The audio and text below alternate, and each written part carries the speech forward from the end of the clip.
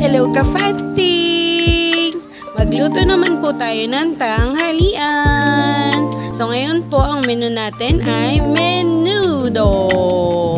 So ito po ay liver and pork lang, no? Hindi po kami naglalagay ng hotdog na karaniwan po na nilalagay talaga sa menudo kasi ayaw po ng sa mga bata kasi hindi nga po 'di ba pwede yung mga masyado tayong kumain ng processed food. So dapat po maging healthy din tayo, no?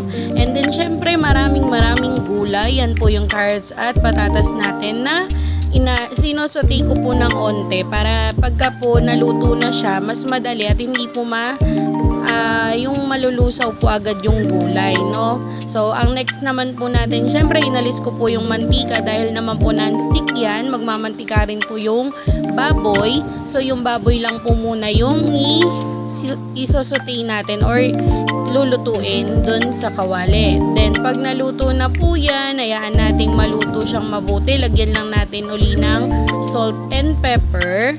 Then, pag naluto po yan, lalagyan po natin ng sibuyas. So, ang gamit po namin na salt ay Himalayan salt. Yun po ay healthy salt din, nabigay po ng aming ate. So, yan po, sinama ko na yung sibuyas at bawang.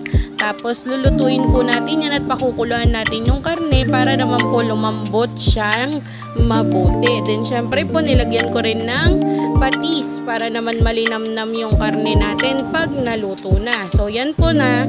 Luto na yung ating karne at malambot na kaya sinama ko na po lahat dahil mabilis naman na pong maluluto ang atay. Then, syempre po yung gulay na sinutay na natin kanina ay mabilis na rin pong maluluto.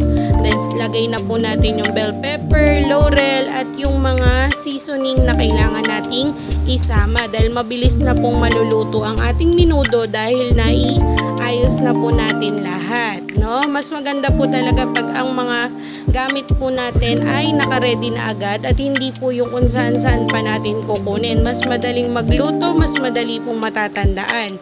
Walang makakalimutan. So yun, nilagyan ko po ng konting toyo para medyo kumulay pa po siya at syempre yung paminta para mas malinamnam.